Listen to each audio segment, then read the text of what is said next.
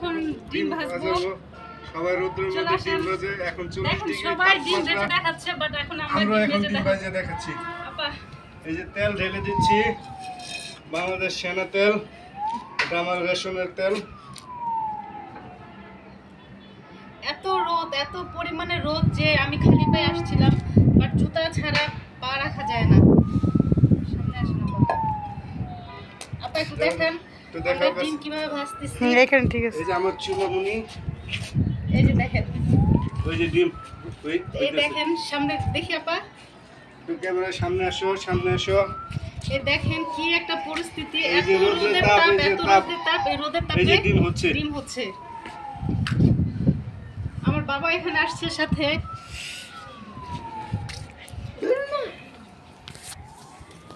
এই যে দেখেন ডিমটু কতটুকু হচ্ছে। তো আমরাও চেষ্টা করতেছি এখানে ডিম ভাজার এই রোদের তাপে। তাপমাত্রা মাঝখানে আমাদের এখানে মানিকগঞ্জে 40 ডিগ্রি তাপমাত্রা। তো আমরা কিছুক্ষণ ওয়েট করে দেখি কত দূর ভাজা হয়। আবার আমরা 10 মিনিট পরে আসতেছি।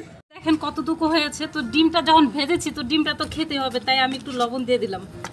তারপরে গরমের মাঝখানে আমরা তরমুজ খেতেছি। এই যে দেখেন ডিমটা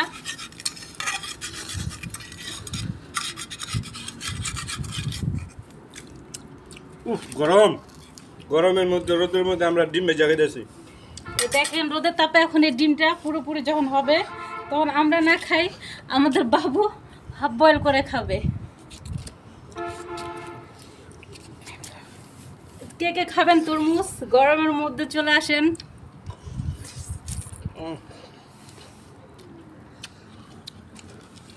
সেই সাত তরমুজ গরমের মধ্যে, গরমের মধ্যে তরমুজ সেই সাত।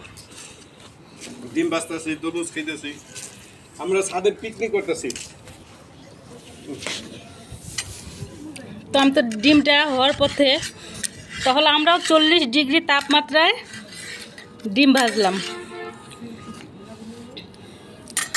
কিছু বলবা? না, গরমের মধ্যে সবাই তরমুজ খান, ভাঙি খান, কিছু বলে বসি শরবত খান, গ্যান্ডারির রস খান। সাথে আছে এখানে আমাদের ভাবি, তারপর ভাই, বড় আপা, চাচা চাচি সবাই আছে। তো আল্লাহ হাফেজ, সবাইকে ভালো থাকবেন, সুস্থ থাকবেন। এই গরমের মধ্যে আর 5 ওয়াক্ত নামাজ পড়ে আল্লাহর কাছে বলেন সবাই যে আল্লাহ যেন রহমতের বৃষ্টি আমাদেরকে দান করে। আমিন। আমিন।